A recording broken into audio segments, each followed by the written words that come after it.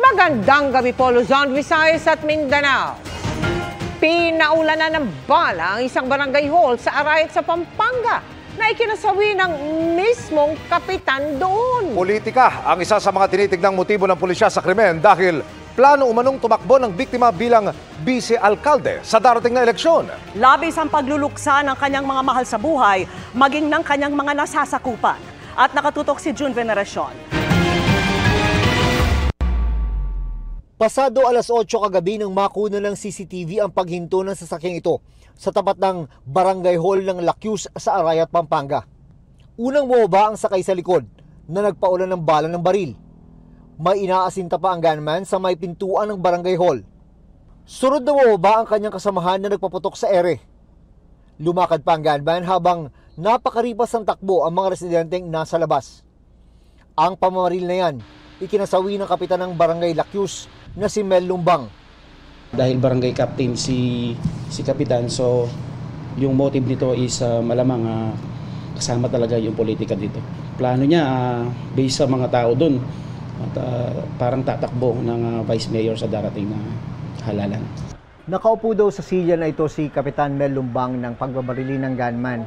Makikita pa rito sa kanilang barangay hall yung mga iniwang tama ng bala mula sa sinasabing M16 rifle na ginamit ng salarin. Sabi ng pamilya ng biktima, 6 na tama ng bala ang tinamo niya sa likod, 3 naman sa harap. Dinala pa siya sa ospital, pero doon din binawian ng buhay.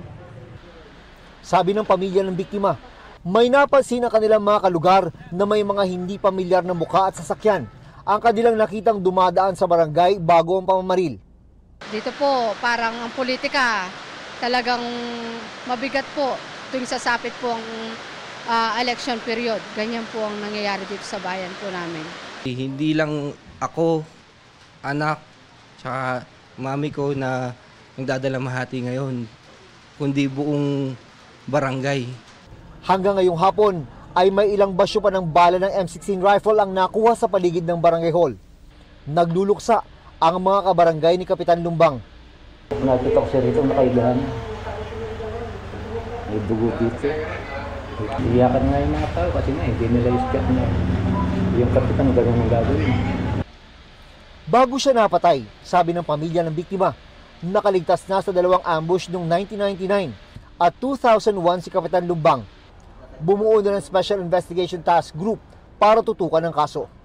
Based on our investigation, yung 3 bodyguard ni kapitan is nakapag-retaliate pa, no? Malamang sabi nga dun sa area is parang tinamaan pa yung gunman. Para sa GMA Integrated News, June Veneracion, nakatutok, 24 oras.